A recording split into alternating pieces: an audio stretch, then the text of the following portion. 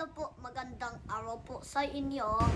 Ibabahagi na po namin sa'yo kung paano inahanda ni Papa ang mga gamit ko bago pumunta sa school. Ang una ko pong ginagawa ay chine-check ang tubig ni Kuya.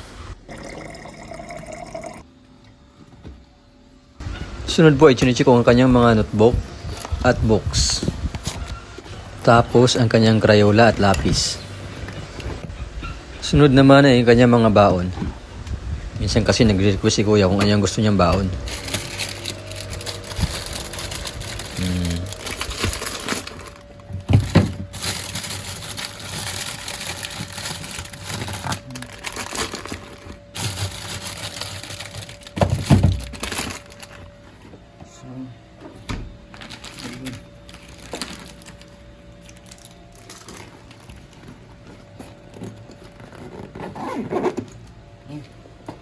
Yung lang po, salamat.